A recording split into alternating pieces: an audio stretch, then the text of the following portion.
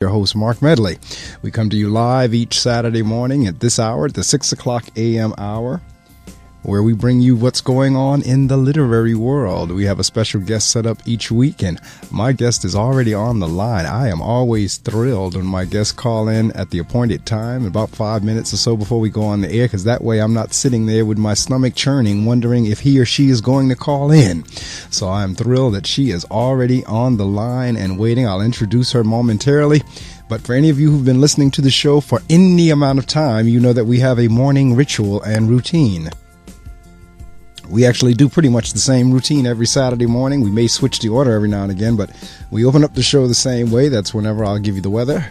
I'll read from our two books, What Can Happen When We Pray and Until Today. Then I'll introduce our guest, and our interview will be underway. And before you know it, 7 o'clock will be here. So I'm going to go ahead and do that right now in terms of the weather. Right now in the Wayne, New Jersey area, it is 44.3 degrees, and that's about what it felt like as I came into the studio. It's not bad out there though, but I tell you, it's 44 right now. Expect today to be cloudy with showers, moving to a high of only 47, so we're almost there at 44.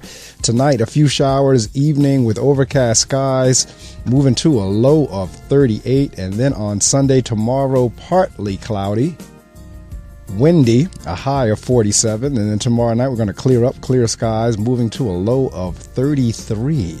Monday, mainly sunny sky, high near 55, moving to a low of 38. And then as we round out the forecast, moving on into Tuesday and Wednesday, sunshine and clouds mixed, high of 62 during the day. Partly cloudy skies during the evening will give way to cloudy skies overnight, low of 56.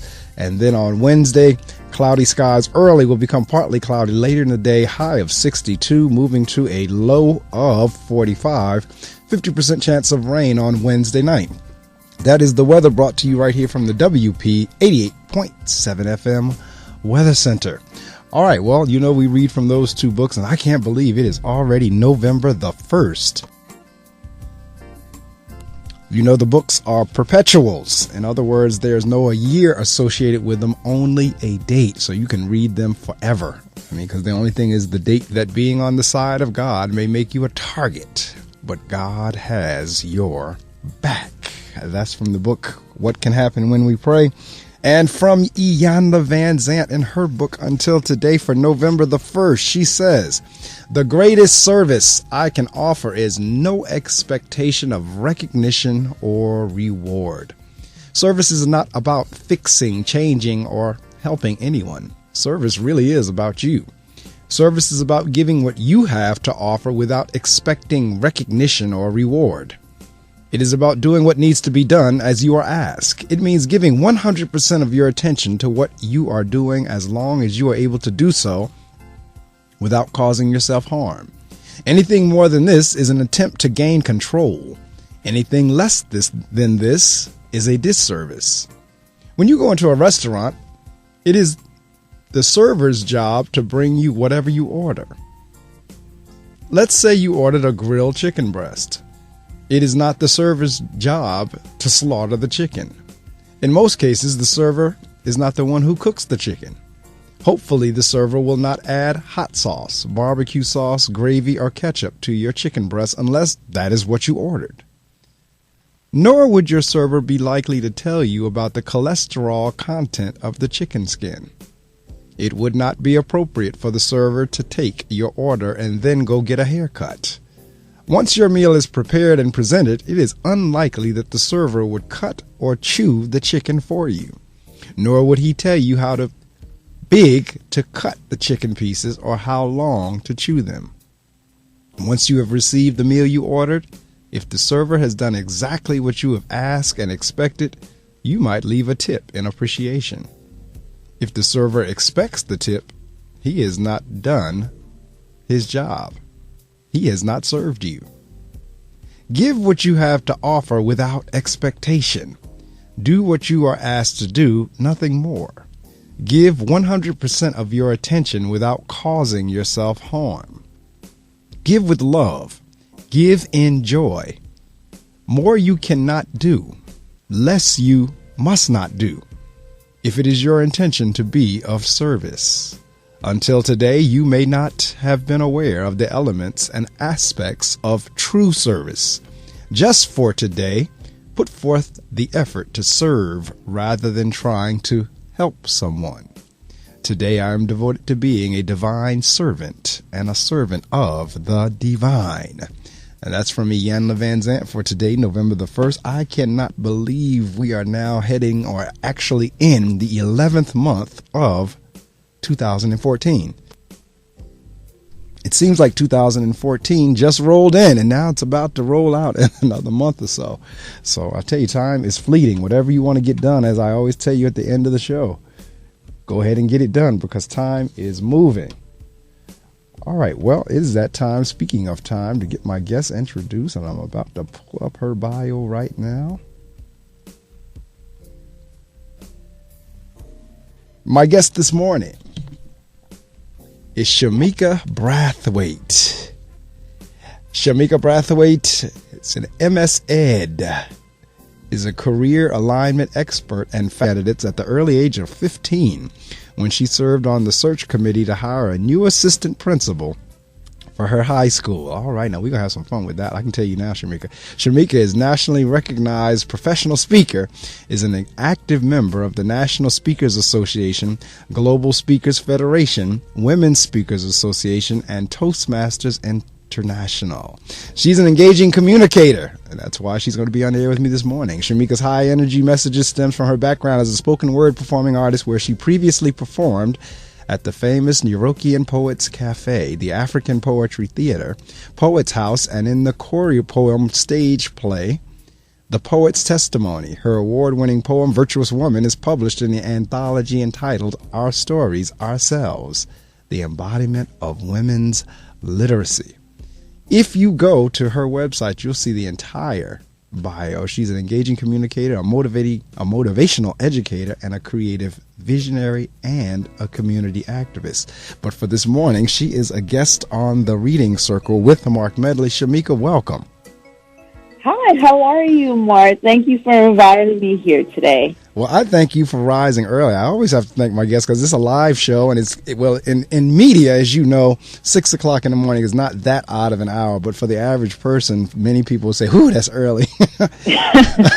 But in media, we come on all the time. I mean, I know that some of the news programs start at 4:30 a.m. They do 4:30 to 7:30, and all kinds of strange hours in the average person's world. But for those of us in media, the hours are not strange. This is actually drive time hours. 6 to 9 is drive time, where generally you have your highest rating or your most listeners going on, because they're making their way to work. Now, on Saturday mornings, I don't know if that's the case or not, but we do have a large following, thank God, for social media, which is where the two of I met. I was telling Shemeka before we went on the air, I was seeing her name all over the place on LinkedIn and all the other sites, and I said, you know what, I have to get her on the show. And so, we connected through email and LinkedIn and all that, and she agreed some months ago. That's why I said I can't believe it's November already, because I think we did the agreement back in the summer sometime, like in May or June or July or somewhere around there. We booked the date, and the time has sailed on. So, all right, I tell you what, we are going to share some information, Shemeka, with the audience, because one thing I know, I've listened to radio for probably all my days, and the DJ would always say, we're taking a break, we're going away, we'll be right back. When the truth of the matter is, we don't go anywhere. We sit right here. But what I need to listen, I'm going to share some information with the listening audience, but what I need them to do is to let everybody they know, let them know that Shemeka's on the air with me. So I need you to get on your phones and text somebody. I need you to get on your Twitter sites and your Facebook sites and your LinkedIn sites and your Instagram sites and your Pinterest sites and everything else that you might be a part of, and let them know to tune in to gobrave.org, because Shemeka Brathwaite is on the air with me, and we're going to have a fun time with our interview. So do that while I'm sharing this information with you, and then we'll be joined or rejoined in about a minute or so. Great, no problem. I will do that. All right. In 50 feet, turn left. Why are you driving so slowly? After a few drinks, I'm taking it slow. Well, you're not fooling the cop behind you. What? Get ready to pay in 0.1 miles. Getting pulled over for buzz driving could cost you around $10,000 in fines, legal fees, and increased insurance rates. Nothing kills a buzz like getting pulled over for buzz driving, because buzz driving is drunk driving. Brought to you by the National Highway Traffic Safety Administration and the Ad Council. Hey, parents of children with asthma, here's another hit from the Breathe Easies. Don't smoke in the house. Don't smoke in the house. Don't smoke around the kids in the house. Don't smoke in the car. Don't smoke in the house. Don't break my heart with your secondhand smoke in the kids who can trigger the asthma. Preventing asthma attacks can be as simple as making your home and car smoke-free zones. For more Breathe Easy tips to help stop asthma attacks, go to noattacks.org. Brought to you by the EPA and the Ad Council. You're listening to The Reading Circle with Marc Medley on Brave New Radio. About sitting on the committee to choose an assistant principal. Let's talk about that for a couple of minutes, and I'll tell you why. I don't know if you've read my bio or not, but if you have, then you know why I'm asking the question. What was that like? I mean, you were like, and you kind of maybe even gave me an idea to do something going forward, but how did you wind up being selected to sit in on a committee to choose a vice principal for the school? Well, Mark, I've always been involved in student government when I was in elementary school, junior high school, and high school. So when I was in high school, I was the freshman class representative. I was sophomore class president and school president my junior and senior year. And it was customary for the search committees to have a student representative on the search committee to select either the principal or the assistant principal for the high school. So fortunately, when I was a sophomore at the Fashion Industries High School as sophomore president, I was selected to sit on the search committee to select the new assistant principal. And what was really great about it was that I was a 15-year-old student. And at that point, I had no idea my life would turn full circle, and now I'm working in career services.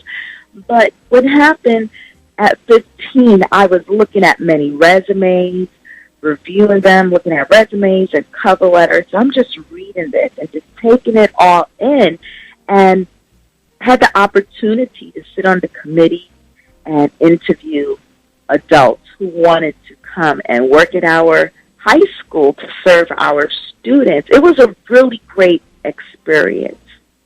And I can only imagine that being so, because I want you to think back, and I don't know how many years ago was it for you. I can't imagine it being that many years, based on your picture. I can't imagine it being that many years ago for you. But what was it like for you from the standpoint, or more or less, when the candidate would come in and they would see a 15-year-old sitting on the committee, kind of what was their response? And do you remember, like, did you get to ask questions and during the interview process? Yes. Even in the process of reading the resumes, it's really great because you have a variety of different representatives on the team, on the search team. And as a 15-year-old, your eyes are so fresh. You could pick up the littlest on a resume. So I would look at a resume and say, "Hey, did you guys see this on the resume?" And they said, "Wow, we didn't catch that." So that was very interesting. And to see the candidate was great. For them, of course, yes, they saw a 15-year-old in the midst, and they did understand through the commonality of the process that they have to have a student representative. But I did ask some really great questions. And, of course, some of the questions were assigned, but then you had the opportunity to have a follow-up question. Well, I tell you, I was very mature at that. I can imagine, and I tell you what caught my eye with that, because again, I don't know if you've read my LinkedIn profile or not, but I think more of my bio actually talks about being the radio show host, but my real day job, quote unquote, is being a school principal. So that's what I'm an educator as well. And whenever I saw that, like I said, it gave me an idea now going to have on the student in their adulthood, and so.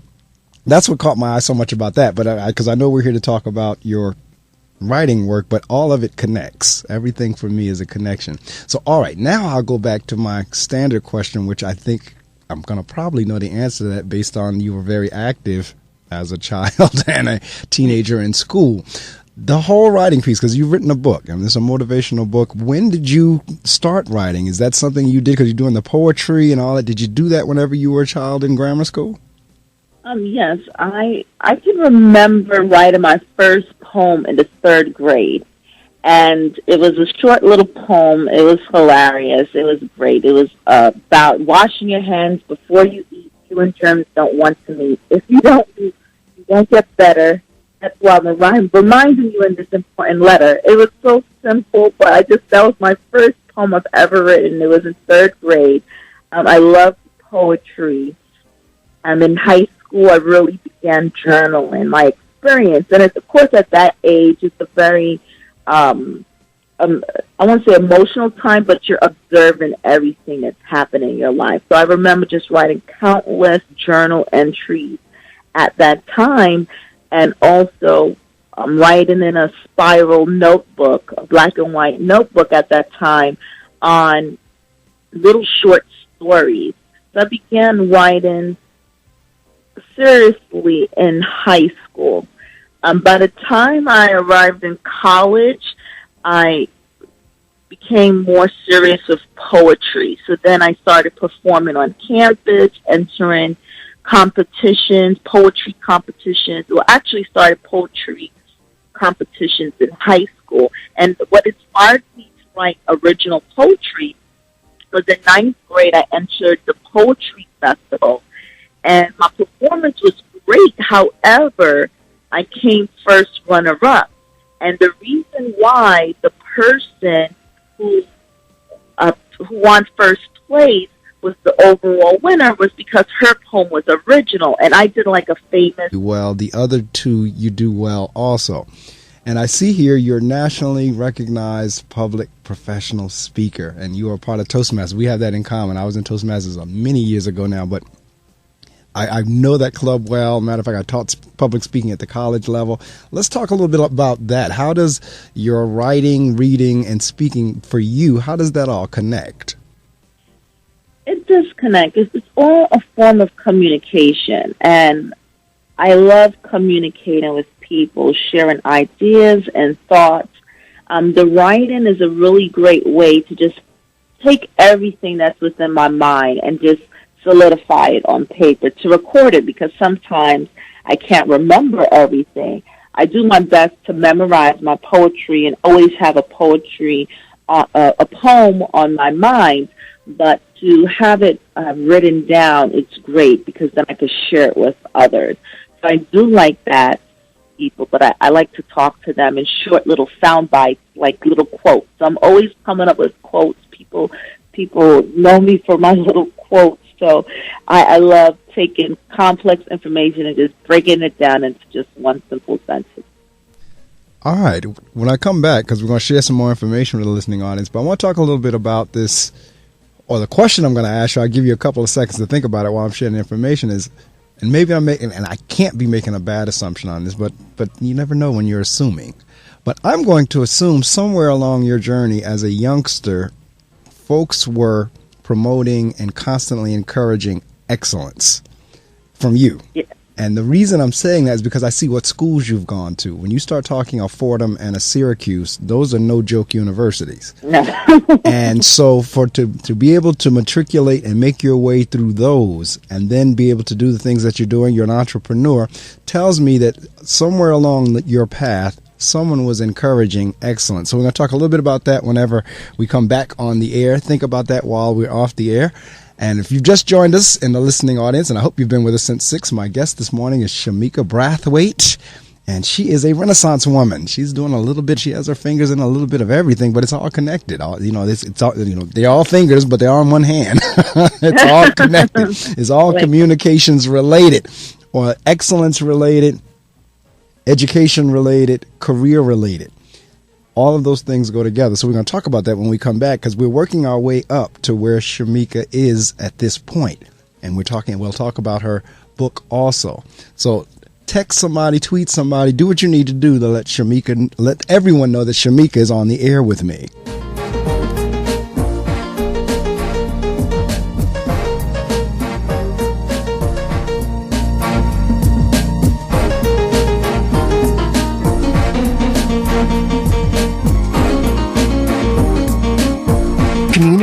So just by teaming up with Goodwill, you help create jobs. And isn't that worth parting with the leftover keytar from your 80s cover band?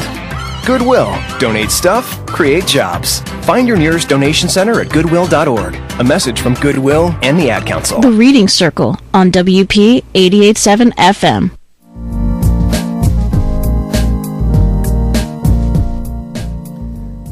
That's right. This is The Reading Circle with your host, Marc Medley. Shemeka was talking about originals a little bit earlier, and I'll segue into the fact that the music that you're hearing are my originals. They're from my CD. And the background music that we use on Saturday mornings, we're playing from either Go Up on the Third Limb, my first CD, or either the second CD, The Wrinkle Rag. So the music that's going on now here, Shemeka, is actually original music. Right before the break, I asked in terms of there had to be some encouragement of excellence, or unless you're just one of those like child prodigies, like naturally that just you cut against all the odds and just wound up being the excellent one. But my guess is because one of the things I grew up with, and I tease people all the time, and I tease my mother all the time because I know she rises early in Georgia to listen. But one of the things that was always instilled with me was it starts in the home. And so I'm just trying to get a background or a feel for where did this whole excellence notion from you come from? Because as I said, the fact that you made it to a Syracuse and a Fordham and matriculated through and an entrepreneur, somewhere along the way, somebody had to be like constantly encouraging you. Talk a little bit about that. Yes, my mother was very supportive of me growing up in elementary school and throughout my life. I remember as early as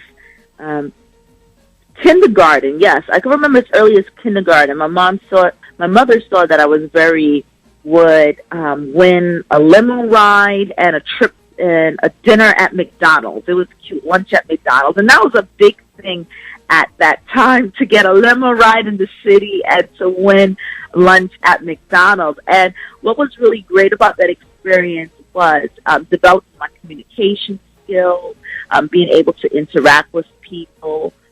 She signed me up for, acting lessons, the Girl Scouts, which I absolutely love because they have a great leadership program and programs to teach young girls skills that's going to be very beneficial in the world of work. And then throughout elementary, junior high school, and high school, I was very fortunate to have mentors. And I think mentorship plays a very big role in guiding and developing young people. Absolutely. And you brought so many good points up in that response. It would take the rest of the day that I can talk on those in terms of even the whole thing. Because for me, I love communications. I'm just not one that like asking people to buy. So I've never been the one that liked doing candy sales. So even when my kids did bring it home, I had a hard time even taking the paper to work. I'm one of those that if you ask me to buy something, I'll be one of the first ones to support you, but I don't like asking others. So that is a very good point in terms of developing that skill. That skill, if you start that as a child, young, not having that fear or not worrying about if the person says no or not, you just kind of have that raw energy as a child, it will carry over with you as an adult. Yeah. And then, as you said, the various mentor programs and the various organizations you were part of, the Girl Scouts, so forth and so on. All of those play pivotal roles in what we become. And I'm looking here because I intentionally broke up your bio because I was going to hit certain, like since you had it segmented out, I was going to actually do the segments as we talk. And I stopped whenever we were at the communicator, and in terms of an educator. It says Shemeka creates transformational learning experiences that expand far beyond the classroom. Her specialty is in serving culturally diverse and non-traditional students in urban educational settings. Her article on the historical facts impacting the success of vocational education in New York City is published in the New York Journal of Adult Learning. Shemeka has spent a couple of years teaching career development to at-risk 17 to 21-year-old GED students, served as a career interest review college instructor at the College of New Rochelle, and continues to work in higher education administration within the career services and serves 25,000 plus students. So it looks like of all of your experiences, you're in the position to give back now. Yes. Talk to me. talk to me in terms of like when you're meeting with the at-risk students that are getting the GRE. How do you get them to understand this notion of excellence, or how do you get them, as I always say in my school, anybody to tell you this, talk to me. How do you get them to connect the dots? You first have to believe in the students and their learning style. You can't assume that every student takes to a lecture format. You have to try a variety of different things, especially within that population. I tried video, I've tried music, we've done simulations where I had them act things out in front of the classroom. It was very hands-on. Sometimes I'll take them to a trip to really, or have a guest speaker, or take them to a trip where they could actually see a place in real life and how it works. So I think it's using a variety of different learning styles and to be creative. When you're dealing with the at-risk, you have to think outside the box. You cannot just teach in a blanket state for everyone. And one of my students, one of his quotes that he said in my class, and I quote it all the time now, he says, when you think outside the walls, you would not hit, when you think outside the box, you would not hit any walls. And I really do believe that. You have to experiment and really try to reach students in a variety of different ways. Again, you've hit on so many cogent points with that response, especially in terms of adjusting to the learning style. It's amazing to me how many teachers really feel that the lecture format is the only format. No. And I'll walk in classrooms and a teacher is lecturing and half the kids are looking out the window. And if their head is not on their desk. And that's one of the things that we're doing a lot of work on, and is engaging your students. And in 2014, I cannot imagine a better time to be a student, or for that matter, a teacher, based on the technological resources that are available to you. So when you do start thinking outside of the box, you have so many other resources that you can pull on that maybe a teacher in the early 1900s didn't have. Right. Now I'm looking here, it says creative visionary. Before there was Project Runway, Shemeka was selected while in college as a finalist in Teens and Fashion, and had the opportunity to showcase a menswear collection during Fashion Week. The event received press coverage from a variety of sources, which included MTV and Women's Wear Daily. In high school, again, we're back in high school. See, where I'm trying to get folks to understand is when you start developing your leadership skills or doing things, that doesn't necessarily have to happen once you're grown. These are skills you're honing and developing along the way. And if you're a smart student, that's what you're looking to do. So in high school, she appeared as a guest on a teen talk show, Studio Y, on Metro Television, to showcase her original designs. Shemeka had the opportunity to study fashion abroad in London and Paris. She has worked at major design firms such as Liz Claiborne, Polo. You've noticed here we talked in terms of, as a child, her being selected on committees for the principal. We've talked about the poetry and the writing. We've talked about teaching. We've talked about now being in the fashion industry. Yes. So what sparked that? The fashion industry, one thing, I realize now, and people said, how do you make the transition from the fashion industry into education? I think what's great about the fashion industry is that you have the ability to come up with a concept or an idea. And then in your mind, you're thinking about all the available resources to make it materialize. And that's what's great about the design industry. You literally could make a dress out of a garbage bag. You can make a dress out of old Metro. I've seen everything done in the fashion industry. But what's great is you have to be resourceful. You got to be creative. You have to look at all the different things that could possibly make this garment. So nothing goes to waste. I mean, if you need to use pennies, if you need to use fabric scraps, you sew it together, you put it together, you put the pieces together, and you make something out of it. Nothing goes to waste. So that's what I like about it, and I think that's because that's my personality. I was drawn to it as a young individual, and I think as it helped motivate me to stay throughout school, because when you have something that you're passionate and interested in, it motivates you to succeed and to do better. Working in the fashion industry as a tech designer and working with the overseas factories, these are individuals who do English is not their first language. Correct. And being able, people understand what a fashion designer does. They know that the person designs the dress, but the technical designer is actually the person who, let's say you have the black dress, they break it down step by step. They break down the pattern. They put down all the resources and information that you need to construct this garment, and then you communicate it to the factories overseas. So I'm telling the people in Hong Kong, this is how you make it. This is the instructions on how you make this vision come alive. And they will follow the instructions. And from the instructions, they will send a sample over. We'll try it on the model. And if it's what the fashion designer wants, then I approve it. And I see the commonality of what I do now is I help people with their vision, and this is the step-by-step process, and let's check back and forth with each other to see if this is what you're talking about, if this is what you want. Working in the industry was a great experience. Yes, from early high school and college, it was a great opportunity to learn and develop.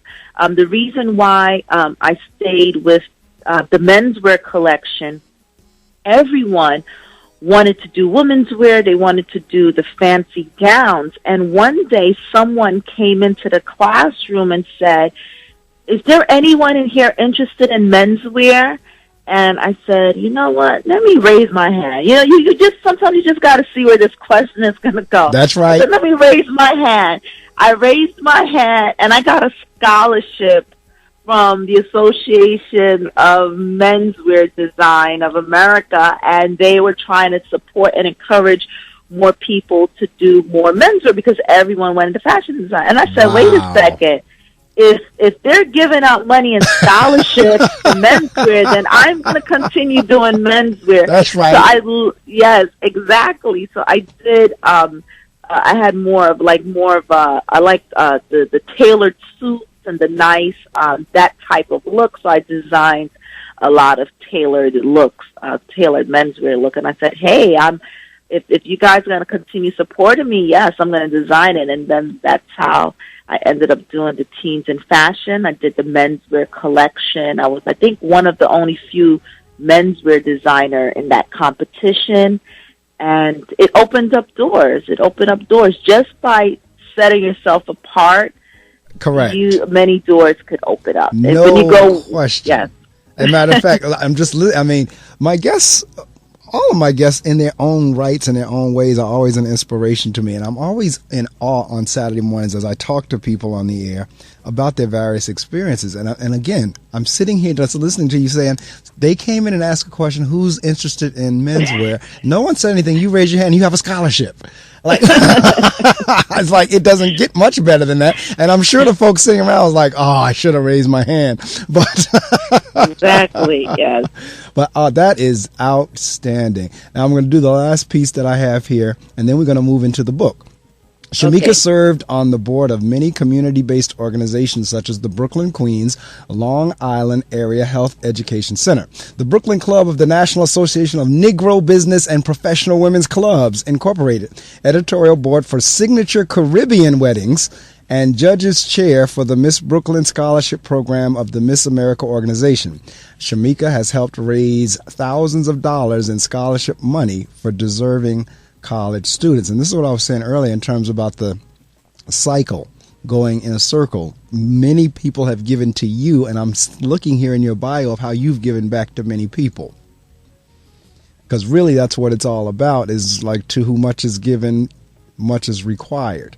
And that's what I'm seeing here as I read through your various activities, ranging all the way from your childhood on into adulthood. And you're right. You read my mind when you was talking about the fashion thing, about your personality of putting many things together and then constantly coaching to say, are you where you want to be? Is this what you wanted? Because everything that I'm reading here in the Bible does just that. Back to what I said earlier, there's no such thing as a wasted experience. Exactly.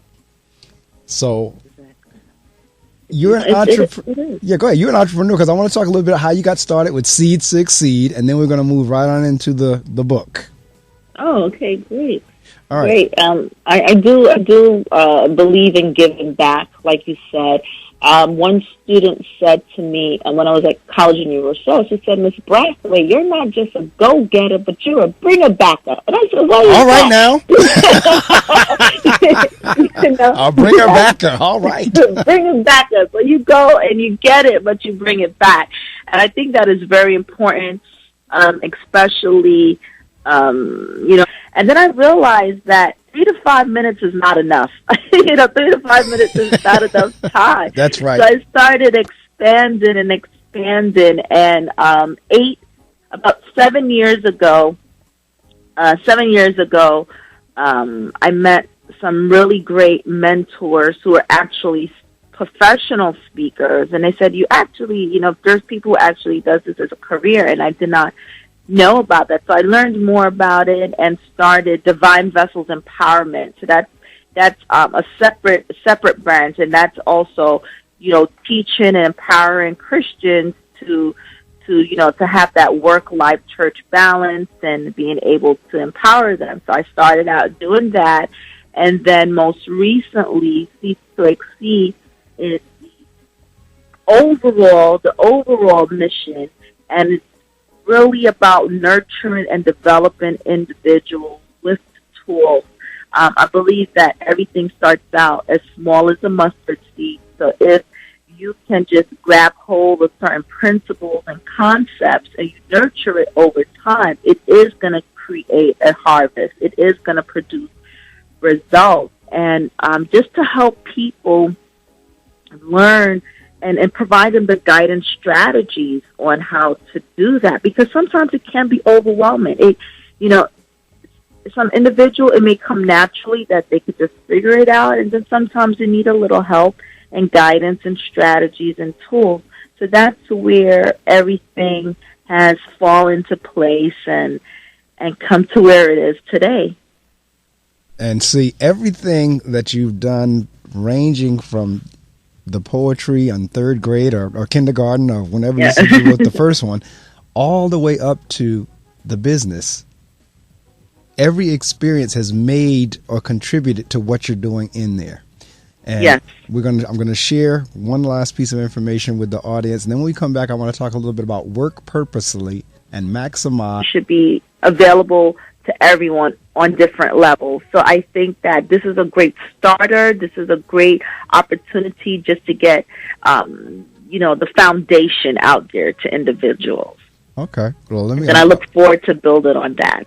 I'm going to share this information, and then we will dig a little bit deeper in terms of the 8 weeks. Okay, so great. Those of you in the listening audience, I trust you've been with us since 6. But if you just for some reason turned on your computer or your radio, my guest this morning is Shemeka Brathwaite, and she has done a little bit of a lot or a lot of a little bit, depending on your perspective. She's done a lot. I mean, if you look at her bio, she's been in many different activities and avenues, gone down many roads, and all of them lead to what she's doing now, which is for the most part coaching people on how they can now exceed, because that's her business, Seeds to Exceed. Am I correct? That's the name of it? Yes. Seeds to Exceed. How you can realize your dreams, how you could do what you do better, or how you can have various and different experiences. Because truth of the matter is, and I started the show with this, life is short. Time is flying. Yeah. So whatever it is that you want to get done, step on out there and start doing it. And nothing wrong with reading books such as Maximize Your Value or contacting people such as Shemeka to say, hey, can you help me with this? Nothing wrong with that, because there's no such thing as a self-made man or a self-made woman. There's no such thing. We have that notion, but it just does not. Everybody, like you heard Shemeka say earlier, had some type of a teacher or a mentor or an organization or something that helped them get to where they are. So I'm going to go ahead and share this information with you, and then we'll talk about the 8-week strategy, or at least some of the tips in there. And the good news is, the book is a free ebook at this point, so you can download it and figure out and read about the tips for yourself that we're going to talk about. So don't you dare move other than your fingers to text somebody or tweet somebody. I thought they could stop me. They thought they could hold me down, but boy, did they think wrong. Cause I'm here, and now that I'm here, I'ma keep giving y'all the illest. Oh, that's what I'm talking about in terms of technology.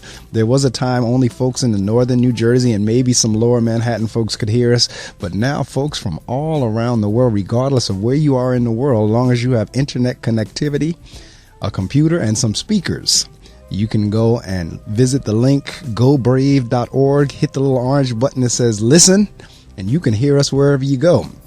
You can also take me with you anywhere you go by downloading the Reading Circle app. On the app, we have the show schedule as well as archived shows, and you can listen to the show live wherever you are, wherever you may be on your mobile device. So if you download the Reading Circle app, you can carry me with you wherever you go. And that's on iTunes, Google Play, and Amazon. My guest this morning is Shemeka Brathwaite, and we talked right before I shared Diamond's information with you about her ebook, Maximize Your Value. She says work purposefully and maximize your value, an 8-week action plan. Now, it's interesting she said work purposefully because there's a difference between working and working purposefully, just like there's a difference between work and busy work. There's a difference. Yes, there's a difference between working harder versus working smarter. And that's what I have a feeling. I haven't read it yet, but I have a feeling that's where she's going because she intentionally said work purposefully. So talk a little bit about that.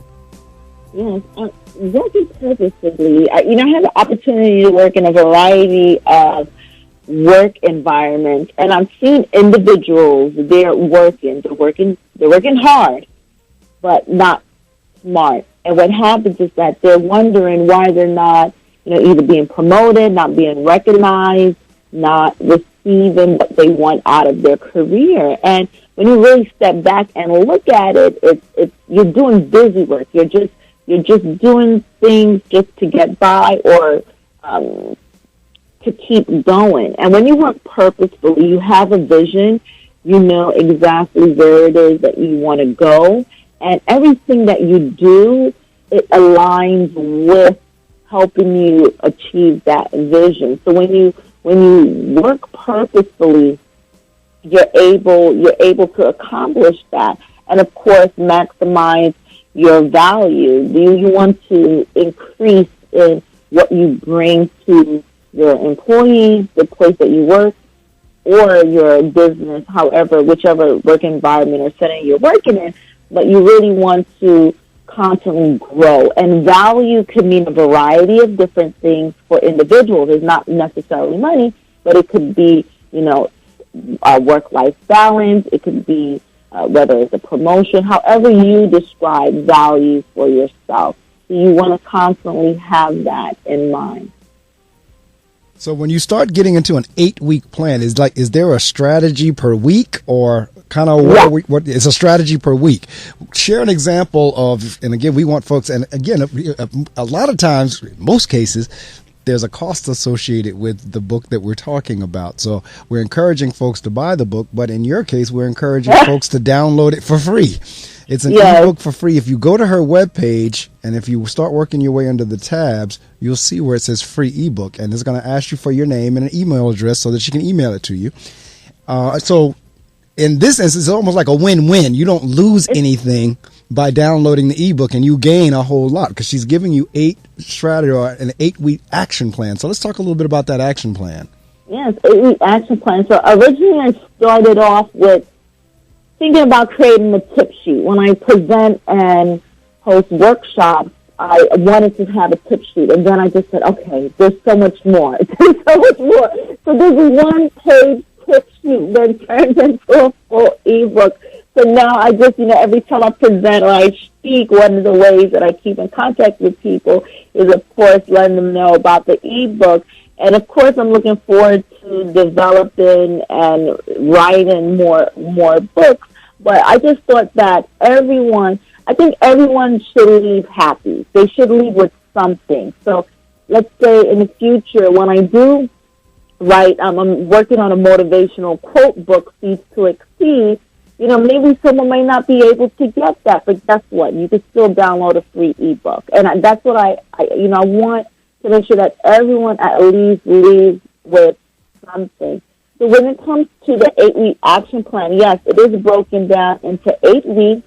I think 8 weeks is a manageable amount of time, and people could take each of the principles and they can work at their own pace. So it could be 1 week. You may have to just develop that skill set for an entire month. I mean, if you stretch it out, it could go 8 weeks, or it could go longer than that. But the first week is time management. I think it's a good foundation to start out with time management, because anything that you want in life, if you're not going to make time for it, it's not going to happen. Right. Everyone has 24 hours a day, and it's really a matter of being focused. So the first week, I do emphasize on time management, really looking at your schedule. What are the distractors in your life, the things that's holding you back or distracting you?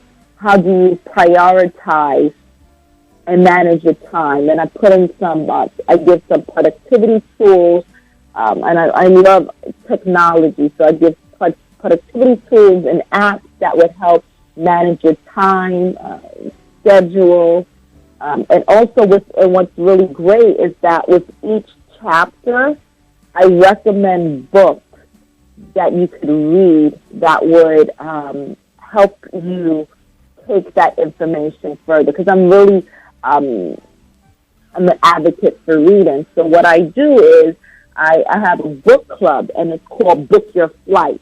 And what I mean by that is you want to take yourself to a higher level. You want to go to a higher level in your thinking, in where you are in your mindset. So Book Your Flight is really about, these are the books that's going to help take you to the next level. So every single chapter, I recommend maybe perhaps 2 to 3 books for individuals to read. And these are not my books. These are trusted individuals who've been around for many years that I would recommend these classic books to read.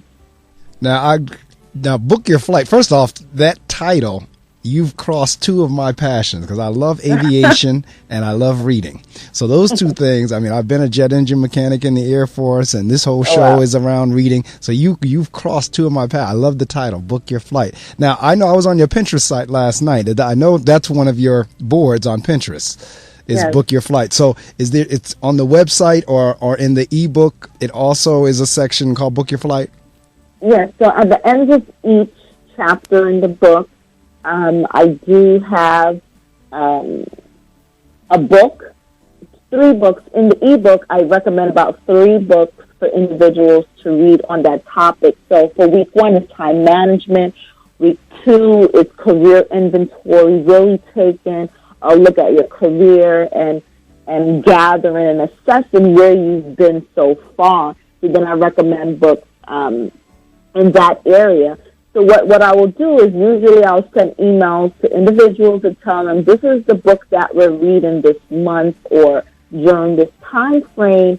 Join me on a Google Hangout and we'll just talk about it. What do you think? What are your thoughts? Just really talk about it and break it down. I believe right now I'm reading the book, Nice Girls Don't Get the Corner Office. And it's not about not being nice or anything like that, but it's really about the behaviors that women constantly do in the workplace, and just really talk about that. And of course, books is for, guys, for men and women, but that book in particular is for mainly towards the women. Well, I'll definitely have to stay connected with you in that piece, because the impetus for this show was about increasing folks' reading. And we've been doing that for the last 13 years on the air now, with the hopes that as we bring guests on and they hear about their work, that they will, again, go out and purchase. But in your case, download the free one. And you're giving recommendations. So once you've downloaded and you see the recommendations given by Shemeka, that, you will, again, either download it online or either go to your bookstore or whatever. Because I have always been like a self-help book geek. It's like I love self-help books. Because I will take all of the various authors' ideas and then, make it fit for me. I don't have to do exactly everything they say do, but when I do a combination of that along with reading different biographies and autobiographies, it helps shape and mold things that I do. So I constantly and highly recommend folks, again, there's nothing wrong with asking for help. Nothing wrong with that, because there is no such thing, as I said a few minutes ago, as a self-made man or a self-made woman. Oh, no, there's no such thing. I am very thankful and grateful for the mentors that I've had in my life, mentors who helped groom me, mentor me throughout my career. Occasionally, I may have like a coach that may work with me for business purposes, but I've seen people, like, for example, who struggle to through their job interview process. And I said, have you ever asked your friends, worked with someone just to talk? And he said, no, I hate asking for help. And there's a really good story. I read this story, I believe, in The Power of Focus, the book The Power of Focus. And he said there was a young man who had a bicycle, and it was... You know this from Toastmasters, in terms of not being able to fill your conversation with fillers. In other words, right. Yeah. I did not hear one out of you this entire hour.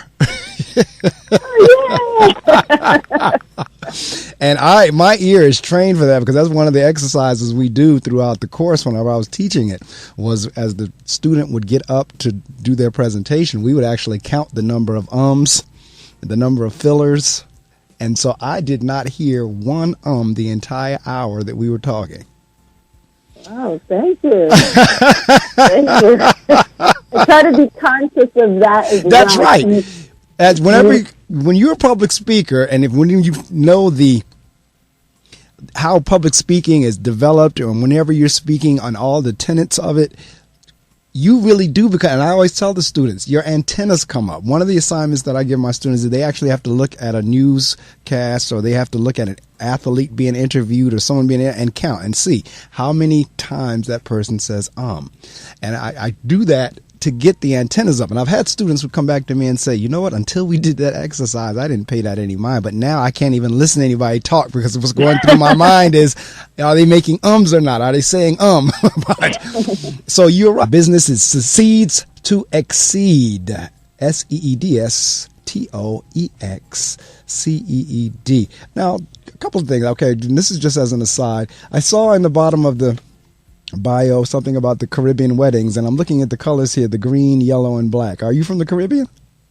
Well, my family is from the Caribbean, so I'm Trinidadian American. Okay, because I'm looking at the various colors, and as you can see, I connect things. So, so I'm looking at the colors, and I saw the Caribbean weddings, and I thought, okay, let me see if she's from the Caribbean. All right, that's good. So, people don't realize that symbolism and signals and subtleties are sent out in ways they don't even realize. And so even the choice of colors and things that are in there, you put it all together and you can kind of figure somebody out, because you're talking Myers or Myers-Briggs rather. You can help figure out folks' personalities. But yeah, if you're astute, you can kind of get a feel for who people are. Exactly. It's great. It's been just a pleasure just talking to you and just giving me the opportunity to speak to your wonderful audience across the world. Well, I thank you for rising early. I'm glad you're on the East Coast. Not that I'm not happy for my folks on the West Coast. I just realize it's a real sacrifice for folks that are 3 hours behind, 6 hours behind, whatever. Folks that are ahead, because when I have a guest that's from Europe, they're ahead of us. So they're in their glory. It's like noon. Exactly. It's like 12 o'clock, 1 o'clock in the afternoon for them, so it's no big deal. But for those of us that are on the East Coast or the West Coast, it is early. But they say... I'll see you on social media. Okay. Take care now. Have a great day. All right, you too. Bye-bye.